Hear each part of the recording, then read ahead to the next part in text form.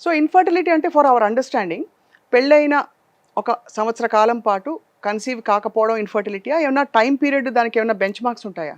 వీళ్ళు ఇన్ఫర్టైల్, వీళ్ళకి ఇబ్బంది ఉంది అని చెప్పడానికి. బేసిక్లీ ఇది చాలా మందికి డౌట్ వస్తుంది. లైక్ పెళ్ళవినంక చాలా కన్‌ఫ్యూజ్ అవుతారు. అంటే should we go seek a medical help, లేదు ట్రై చేద్దామా?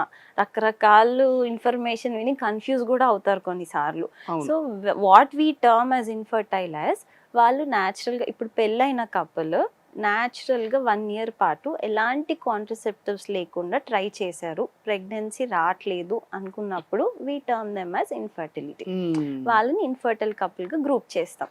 బట్ అందరికీ 1 ఇయర్ టైం ఇస్తామా అంటే లేదు. ఇది వుమెన్ ఏజ్‌ని బట్టి ఉంటుంది. ఇప్పుడు సపోజ్ వుమెన్ ఏజ్ మన ఇండియన్ స్టాటిస్టిక్స్‌లో వుమెన్ ఏజ్ నేనైతే 33 కట్ ఆఫ్ తీసుకుంటా. If they are more than 33 years and they got married 6 months న్యాచురల్‌గా ట్రై చేసి అవ్వట్లేదు కన్సెప్షన్ అనుకుంటే we term it as infertility. అదే విధంగా 40 ఇయర్స్ వాళ్ళైతే ఇఫ్ దే అంత టైం కూడా ఇవ్వలేం. బికాజ్ ఏజ్ పెరుగుతున్న కొద్దీ అకౌంట్ తగ్గిద్ది కాబట్టి అవును. Above 40 years we tell them అట్లీస్ట్ 2 or 3 మంత్స్ ట్రై చేసి అవ్వట్లేదు అనుకుంటే they should seek medical help. Right. So infertility definition అనేది it varies. It is correct. Not universally that 1 year మీరు ట్రై చేశారు అవ్వట్లేదు అప్పుడే వెళ్ళాలి అలా కాదు.